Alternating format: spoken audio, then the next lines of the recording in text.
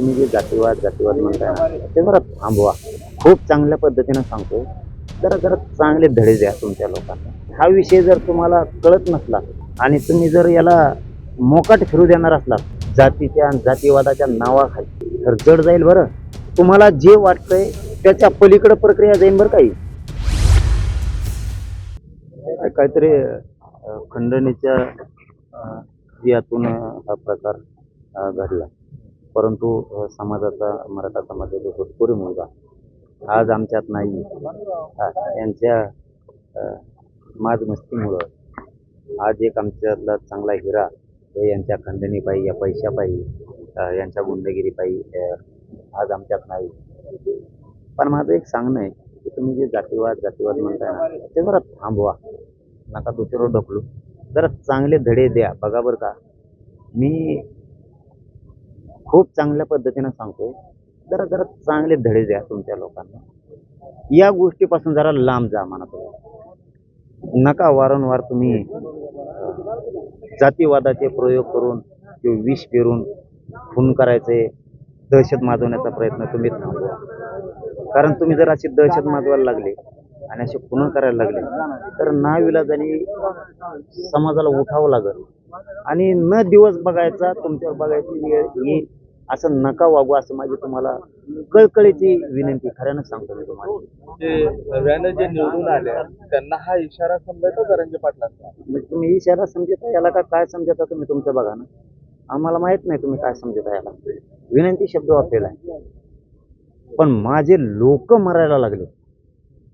खून हा विषय जर तुम्हाला कळत नसला आणि तुम्ही जर याला मोकाट फिरू देणार असलात जातीच्या आणि जातीवादाच्या नावाखाली, तर जड जाईल बरं.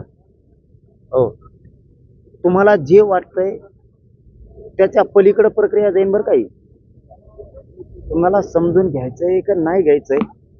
शेवटी जर नड्याला लागला, संयम जर फुटला, असू द्या ती काय खंडणी असू द्या, काय असायचं असू द्या, एक समाजाचं चांगलं काम करणारं सरपंच म्हणून आदर्श असणारं पोरग, आदर्श गावाला पुरस्कार मिळालेलं पोरग जर तुम्ही घालवलं तर तुम्ही जातीच्या पलीकडे जाऊन विचार करायला पाहिजे. आणि त्या नराधमाला, त्या आरोपीला तुम्ही पोलिसांच्या हवाली केलं पाहिजे. त्याला पाठीशी घालून मोकाट पळायला नाही पाठिंबा दिला पाहिजे. जात भीत नाही आणली पाहिजे. तिथं आम्ही जातीवादी नाहीत हे सिद्ध करायला पाहिजे. तुम्ही जर वारंवार असंच करायला लागला तर एकदा हातातून सुटली ना गोष्ट तर सुटन बरं का. नका ती वेळ येऊ देऊ, माझी विनंती. कारण आम्ही खूप आमचं काळीज जळालं आहे. एवढं मोठं दुःख आज आम्ही पचवायला लागलो आणि आम्ही समाजालाही विनंती केली की बाबा हो, हे 24 घंट्यापासून रस्त्यावर बसून आहेत, आरोपी अटक व्हावेत म्हणून. 2 आरोपी अटक पण झालेत. काहीकडे पथकं पण त्यांनी पाठवलेत असं SP साहेबांनी सांगितलं. म्हणून मी समाजाला विनंती केली, एखाद्या अर्धी मागणी राहिली तर पुन्हा आपण लढू सगळेजण मिळून. पण आपण आपल्या भावाचं पोस्टमार्टम करू, अंत्यसंस्कार करू. कारण ते आपल्यात नाही आहे. त्यांच्या देहाची विटंबना नको, ते काळजाला लागायला लागले. कारण आता तर ते आपल्यात नाही आहेत, मेल्याच्या नंतर तरी त्यांच्या देहाची विटंबना नको. सरकार विटंबना करायला, छळ करायला. आपण भाऊ म्हणून सगळेजण, मायबाप म्हणून त्या कुटुंबाच्या पाठीशी उभा राहू. आपण त्यांचे अंत्यसंस्कार करू. नको त्यांना तिथं धरायचं म्हणून मी आता गावकऱ्यांना सांगितलंय. सरकारनं किंवा SP साहेबांनी सरकारच्या वतीनं सांगितलंय आणि IG साहेबांच्या वतीनं पण सांगितलंय की त्यांच्या भावाच्या जीवाला धोका आहे आमच्या शिवराज देशमुखांच्या. तर त्यांनी एक बॉडीगार्ड काहीतरी नियुक्त केला आहे. CIDची मागणी होती तर त्यांनी CIDचंही IG साहेबांनी त्यांना सरकारनं सांगितलं की आपण ते ताबडतोब गठीत करून CID मार्फत तपास करू.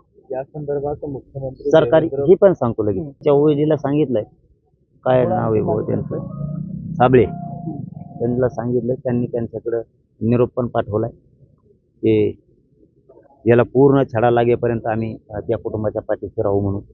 कारण आपल्याला कधी काही लपून ठेवता येत नाही, गावकऱ्या पुढे ठेवणार बी नाही. त्यांचे वेळोवेळी फोन पण आले त्यांच्या ओळखीचे की आम्ही CID पण चौकशीसाठी नियुक्त करतोय, सरकारी वकील पण नियुक्त करतोय, त्या दोघांना निलंबित पण करतो असं पण त्यांनी सांगितलंय.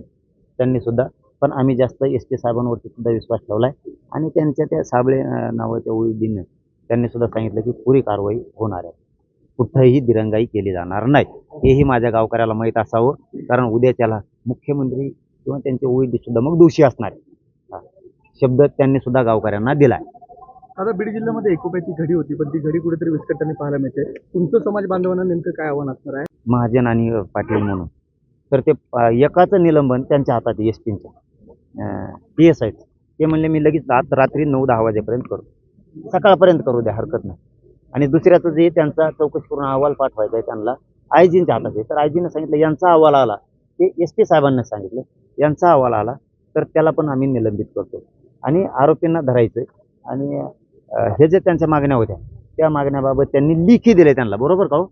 तुम्हाला लेखी पत्र दिलेत ना, यांना लेखी पत्र दिलेत सगळे. आणि ज्यावेळेस गाव हो म्हणलं त्याच वेळेस आपणही हो म्हणलं. आपलं मनाचं आपण काहीही चालविलं नाही. इथं जे गावकऱ्याचं म्हणणं आहे तेच चालवलंय. पण याच्यात जर धोका दिलात तर मी समाजाचा मुलगा म्हणून या गावाच्या खांद्याला खांदा लावून लढणार आणि त्यांना शिक्षा लागेपर्यंत आम्ही सगळेजण ताकदीनं गावकरी मराठा समाज आम्ही सगळेजण लढू हे शब्द दिला. जर यांनी धोका दिला याच्यात तर पुन्हा मागण्यासाठी लढू. पाटील, या संदर्भात मुख्याला चालू करून बीडचं बिहार होते का? आता ते जर करायलाच लागले तर काय करणार? पण आता आम्ही दुःखाच्या दिवसाचे आज नाही बोलत नाही. आता त्यांनी जर हे थांबवलं आणि त्यांच्या लोकांना जर चांगले धडे दिले तर बरं. वारंवार नाही सहन होणार आता, बस वारंवार नाही व्हायचं. कारण ते दिवस संपले, आता सहन करायचे दिवस संपले. तुमच्या आजाच्या बापाची चलती होती. आता पोरं आहेत, आम्ही नवीन, आमची सुद्धा आहे. आता तुम्हाला समजून घ्यायचं तर घ्या. आमचे जर असे काळजं कापायची वेळ आली तर आम्हाला विसर नाही होत. तुमच्या मनगटात रक्त येतं, आमच्या बी रक्ताचे नाविलाज आम्हाला त्याच्यावर नका उतरू. आता त्याला नाविलाज होणार आहे. मला वाटतं त्यांनी चांगले धडे दिले तर बरोबर होईल. माझा विनंती पण आहे, सल्ला पण आहे त्यांना, जरा जातीवाद करायचा बंद करून टाका आणि तुम्ही जरा चांगले धडे द्या तुमच्या लोकाला. हे असं नका करू. सामंजस्याची भूमिका ठेवा, एकमेकासंग चांगला राहा. गावं खेडेत येत असतं जात असतं हे चालू असतं. हे जरा धडे चांगले द्या. नसता नाविलाजच होईन काय नो आमचा, असं आम्हाला वाटायला लागलं नसण्याला थांबायचं तर.